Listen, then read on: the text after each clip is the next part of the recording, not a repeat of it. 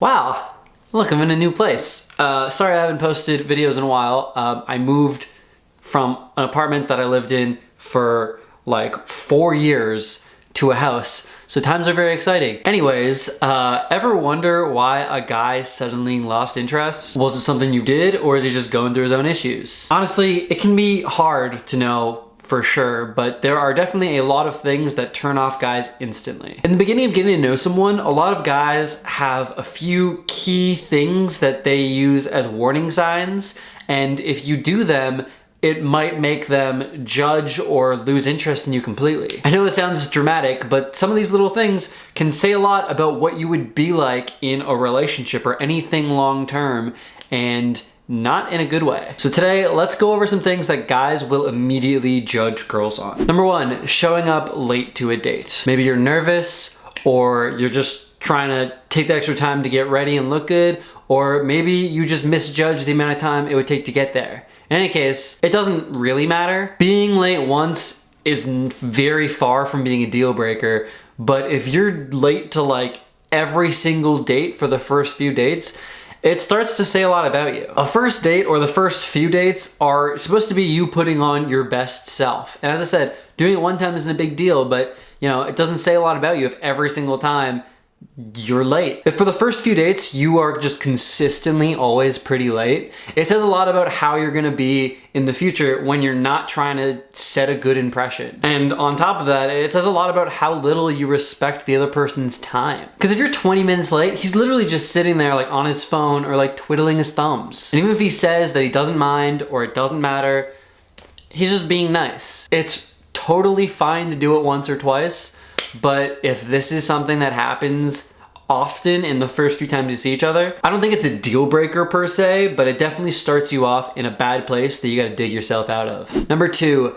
how many selfies you take. This sounds a lot worse than it is. If you take a lot of selfies, you know, you do you. The point of this video is not to tell you how to live your life. And you know, different strokes for different folks. Every guy is different. But some guys, including ones that I know, would judge you if every single photo on your Instagram is you in the exact same selfie with just different clothes in different places. I know that I have had a similar thing in the past where after the first date, and it went okay. We followed each other on Instagram, and every single photo on her Instagram was her doing this. And I'm not gonna lie, it was a pretty big turnoff. I don't know, I guess it just shows a level of vanity. Like, to think that the same photo with such a minimal amount of variation is something that people wanna see. I mean, this is coming from me. My whole Instagram is just photos of me, okay? But at least, like, they're different. You don't need to go on like a photo shoot or anything, just not having the same photo of yourself over and over and over again. Number three, looking at your phone a lot. There's a degree to which, you know, if it's an emergency, I totally understand. But just generally speaking, if it's a first date and you're looking at your phone for half the conversation, that is a terrible way to start. Like, my full-time job is that of a YouTuber, and I'm able to put my phone down and enjoy my life. There's just very few excuses that justify it. And you know what? To me, it just says that you don't really care and feels disrespectful. I'm not saying you can't ever look at your phone. Like, if you go on a date and you gotta look up directions to go somewhere, like, that's perfectly fine. It's just if you're texting your friend the entire time, I don't like that. And if you're gonna do it, like, at least be straight up and be like, hey, like, let me just get this done, and then I don't need to be on my phone anymore. Like, if you have to send an email or you have to text someone back because it's like pretty important or it's about work or something. But when you're on a date, you know, make time to be in the moment. Number four is girls who say they're interested in the same things as you just to sort of relate, even though they actually don't know anything about it. This is something that the more older that I get, the less I see of, which is a good thing. But when I was like 19 or 20, I saw this with like every single person I went out with. And it is a pretty big turnoff. There are definitely some lies that you can tell somebody that don't really affect anything, and so I don't care if you do them. But saying that you're interested in something that you're not is just dumb. I mean, you know, first of all, that gets me excited to be able to talk to you about it when really you don't have any opinions on it. I think the reason some girls do this is it comes from a misconception that people will be not interested in you if you don't like the same things as them.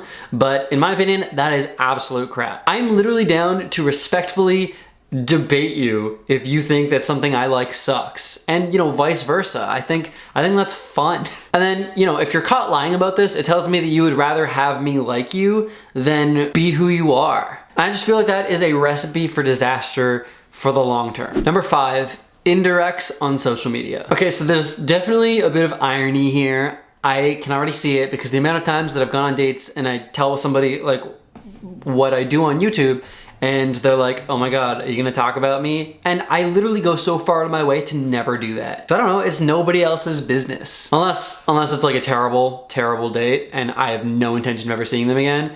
But that's on them for being terrible. Anyway, I don't know, I just feel weird in general about people who post about like how a date went on social media. Because if a guy ever saw it, this is what he would think. If it's a good thing, like, I just had the best date ever, or, oh, heart eye emoji, guys with brown hair, or something like that, and then like he knows it's about him because you just went on a date. If he sees it, he can interpret it as, yeah, it was a good date, but this girl's like posting about it, she must be like super into me, I'm overwhelmed. And then if it's not clearly something positive, maybe he'll think he did something wrong. I don't know, point is, if you're starting to see a guy, keep it private so that nobody has to overthink anything. Number 6 is not offering to split a bill. I'm of the opinion, and I've said this before in past videos, that if you are the guy, it's the nice thing to do to pay for the first date. However, it will irk me to no end if it is just assumed that I have everything covered and this girl takes advantage of that. Now, as I said, I will volunteer to pay because it is the gentlemanly thing to do. And even if she says, hey, like, I want to split it with you, I'll be like, no. Unless I'm having a bad date. But if it's a good date, I'll be like, no.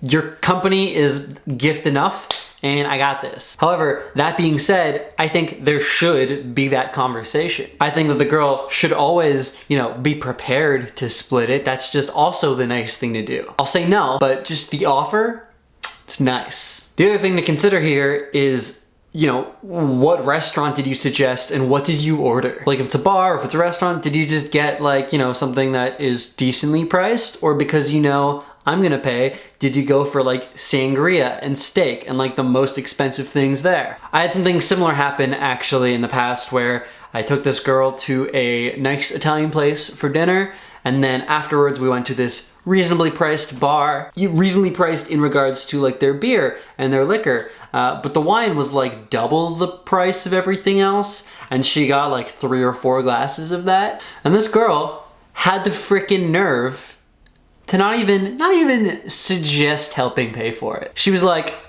oh, I feel bad. Like, well, if you feel bad, what are you gonna do about it? Sorry, I'm broke, and this one just hits close to home for me. Number 7 is how much they complain on a first date. As I said earlier, your first date is supposed to be you being your best self. And if everything goes well and the two of you are vibing, then you can get to know the ins and outs of each other's lives, just everything about you. But on a first date, it's just like, who are you? What do you like? What are your interests, or what do you want to do with your life? So if you start off a date being like, Becky was such a B-word today, and oh my God, I hate my mom, and just talking crap on everyone, I don't want to be there with you. I don't even know these people. You just look like a negative person. Like at a certain point, it's not everyone on earth that's annoying or dumb or whatever. It's just you have a terrible perspective. I don't want to be the next person that you're going to complain about, so I'll save you the trouble. Number 8, whether or not you like kids. There's not a universally correct answer here. Like it's not better to or not to. And I don't think if you don't want to bring it up, like you don't have to until you guys get a little more serious. But obviously this is something that guys are going to judge. If you don't both agree on this, then obviously there's going to be a little bit of judgment, because if one of you wants to have kids one day and the other one never does, of course the person who wants to is going to be like, well, not that I want to have kids now, but they're going to be like, well, that is a red flag. That's just like one little thing. It's not an immediate, well, we're done here if you don't have kids, but it's something to remember. But if I was in a relationship that lasted a very long time and I wanted to have kids and she didn't, then eventually it could be something that we break up over, because it's like, well, hey, this is something that really means a lot to me. It doesn't mean a lot to you. That's fine. But so, number 9, smokers. And this could be cigarettes or marijuana, but if he is not a smoker, then this is something that he's not gonna like. I mean, both of these things reek, and if you smoke a lot of cigarettes or, 420 is life, then you're gonna reek as well. I mean, that's just the nature of smoking. If you do these things in moderation, it could be totally fine. But I know some guys who are just like an absolute no because they don't wanna smell it. And that's, hey, they're entitled to that. I mean, look, as a personal thing, I don't do either of them, but cigarettes are like a really hard turnoff for me just because they smell really bad and it's just a really bad lifestyle choice. Marijuana, if it's like infrequent, I wouldn't care because it's like, whatever, that's how some people relax. But like if you put 420 friendly like in your bio on Tinder or something, you take it a little too seriously in my opinion. Number 10. Getting too drunk on the first few dates. Because I just don't want to have to take care of you, basically, is why this one's on here. I don't really know you yet. And if you're not mature enough to handle your alcohol, that says a lot. Number 11, if she's sincere. See, not everything on this list is judgment in a bad way. I mean, everything else but this point is, but this one's not. So if a guy's on a date and a girl just seems super authentic, like she says she loves something and she clearly does because she kind of won't stop talking about it, that is a huge turn on. It's just cute as hell. I mean, that's the best evidence that she is an honest person. The best example that comes to mind when I talk about this is something like if you say you're a dog person and then you see a dog and you just like lose your mind because you're so excited about seeing a dog. Like that's clearly you are a dog person. And finally, number 12, being too interested / clingy. Being too into a guy early on is a great way to push someone away. Obviously, this is two sides of the same coin. I feel like same thing would happen if a guy was too into you. But I think oftentimes people just don't realize the way that they show that they're just that interested. Like if it's a first date and you're talking about something, you're like, oh my God, we should totally go to that. Or if there's something that's like quite a ways away and you're like, oh, we should go to that. You're basically assuming that this date is not only going well, but is going to continue going so well that you're gonna keep seeing each other consistently until that date occurs and you can go do that. Even if it's just saying next week we should do this, like maybe unless it's the end of a date and you've both kind of have clearly had a good time, maybe don't jump the gun and make future plans so quickly. It's essentially just assuming that I already want to go out on another date with you. And you don't necessarily know that. Don't tell me what I haven't decided yet. Anyways, that was it for today's video. Thank you all so much for watching. If you enjoyed it, let me know by giving this video a big thumbs up. Also, tell me in the comments something I might have missed that you would judge hard on a first date. Let me know down below. Last week, I asked for things that you physically do that show you like someone. And so on screen right now are my favorite answers from that video. And just remember, if you want to be featured at the end of next week's video, all you got to do is leave a comment and maybe I'll feature you. I want to give a huge Instagram shout out to Rebecca Dobbs, who commented on my latest Instagram pic that my serious and seductive facial expression made the pic. Thank you. I just don't like smiling on Instagram, so serious and seductive, that's a good way to describe it. That's me. Also, shout out to Cecily, who commented on a recent pic saying that I should try smiling. I think we just established that that's not my thing, Cecily. Anyway, shout out to you. Thank you for leaving a comment. I appreciate you anyway. And lastly, Abby Henson, who is a new follower, but already liked every single pic of mine, which is just insane. I don't know where you find time to do that, but thank you. So go follow those three, and just remember, if you want a little Instagram shout out of your own, make sure you're following me on Instagram. My Insta is just @AndrewQuo, and engaging with my content, liking stuff, leaving comments, turn notifications on. Maybe I'll feature you next time. Finally, subscribe to me for more videos.